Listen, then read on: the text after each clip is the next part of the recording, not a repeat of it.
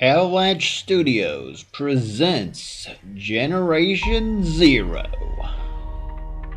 So, let's get this party started. Generation Zero single player takedown of a large robot. So here I am on another mental vacation to the luxurious land of Sweden. And I'm out here rummaging through people's cars trying to look for stuff, and I wander around for a bit and start hearing some weird noise. So I think, what could that be? So I wander down this path, and the little reticle thing. I am playing this on Xbox One, in case you're wondering. This is after I've updated the game with the latest patch. This was filmed March 29th, 2019. And so I hear something, and then I see something faintly way down there in the distance, and I'm going, could that be a robot? That thing looks awfully big. What the heck is that? Oh my god. There's not one. There's two.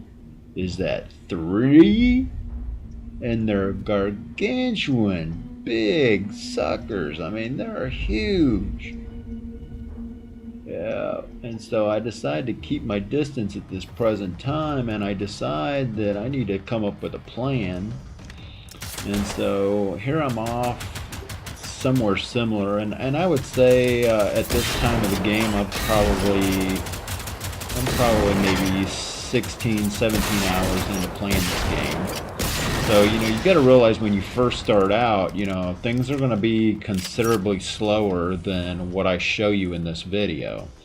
So you need to take your time, there's no rush, the game's not going anywhere. Just relax. It's not like your typical shooter where, they just spawn countless enemies the minute you fire the game off. It takes you time to build up because you've got to work your skill tree, and you've got to collect things and build your experience points up before you get to these larger robots. And then it becomes a tactical game. It's you've got to use your wits because they're big. And so this is one robot here that I have to plan for it because I already know that there's no way that I'm strong enough to defeat him. And this is actually probably I've probably destroyed several large robots similar to this already by this point in the game, and I've used various methods. And this one that I destroy is somewhat unique, and I mean you're presented options within the game, and so you just say, I wonder what this will do, and so you try it and you say, wow. And so you'll see here coming up what I do. It's not that really big of a secret. First thing is to make sure that I'm filled up with health, and and that I've got things in the slots that I want in that I'm going to use as tactics to try to defeat him, because I know that the minute I start attacking him, he's likely got buddies, lower end buddies that are sitting there waiting around and trying to do this, that, and the next thing. And so you've got all these tools. You've got this particular compressed gas tank. It will cause a large shock wave to its surroundings. And so I'm thinking, man, I've never used this thing before. I think I'm going to try it and see what happens. I mean, I really, because it says compressed air, and so I'm thinking, it's really not going to do anything. Compressed air, how explosive could that be? But it says it'll produce a shock wave. So, we'll come over here and pop this thing down. I don't know, maybe it's a canister of refrigerant or something, I don't know. And so I think, well, I'll set it down, coax him over a little bit closer, and I thought, it's close enough, we'll see what happens. Boom! And it just obliterates the thing. And so I'm thinking, wow, that was pretty cool. And so then shortly thereafter, you know, once I create such a large explosion, then all his buddies start coming over there and start beating up on me. And then he's got all these little spider monkeys. I don't know what they are. And they kill you pretty quick because there's just so many of them. They're hard to shoot. I'm almost always off. Every time I try to shoot them, my shooting seems to be off when I first try to shoot them. So this is what happens if you don't have any adrenaline. They basically force you to spawn at your nearest safe house. And so if you don't have any adrenaline, you're forced to go back to your... So that will cost you time. It's a penalty. So the spoiler, there's a spoiler coming up, so you want to skip to 6 minutes 33 seconds if you don't want the spoiler. So this is your last chance. You need to skip to 6:33 if you don't want the spoiler. So basically, you know, if you don't have any adrenaline, they give you these radios that you can use, and obviously, you know, I couldn't spawn to it, and that's what I was looking for initially when I was trying to spawn. I was thinking, you know, maybe I could spawn to the field radio, because you can see it's closer to where I want to go, because where I died is where that little 1 is over on the left hand side of the screen. Bonus solo player takedown, no robot left behind. So once I see that this large robot is there, then I decide that I need to get ready, and so I realize I've got these sticky flares.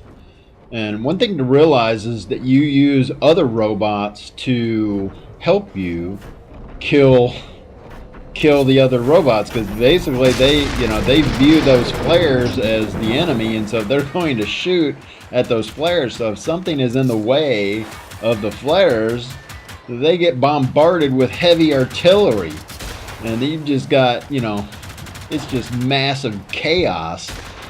And it'll be interesting to see as time goes on whether it gets, you know, harder, you know, whether it gets more difficult doing that. And naturally, you know, it was just a risk that, you know, that I was taking by using the flare, because I really didn't even see those smaller dog robots. I just assumed he probably had buddies over there. And so that's the easiest way. Throw a flare, and then when they start firing, throw a couple more. You know, problem is that, you know, you got to be prepared to fight off, because once those flares die down, those other robots, his buddies, are going to come after you. And so this is really the part of the game that I really enjoy, because they come after you and they hunt you. And so you've really got to stay alert, because they really, especially those dog-like robots, they really blend in really well. And so you always, right here, I'm eating some Scooby snacks to get my health back up, because you see I'm at like 71. And so, because I know they're around, because I can see that that reticule thing is like a yellow color, flashing red occasionally. And there they come. And thank goodness I ate that energy bar, because man, I'm down to 41 at this point. Down to 33. So that's when I decide, well, you know, we'll throw some flares, distract them, and that way I can take them out much easier, you know, by throwing a flare and distracting them. That's why you got to be prepared. You need extra flares and whatnot in your thing already set up, because you ain't gonna have no time. You know, once they start coming after you, you won't have any time to prepare, unless you just happen to get lucky and run far enough away and duck down, or find a building or something to hide in, because they're pretty tough at this stage of the game. I'm down to 10 health. I'm about ready to die again. So I break out another Scooby stack to get my health back up, and I'm actually kind of low right here.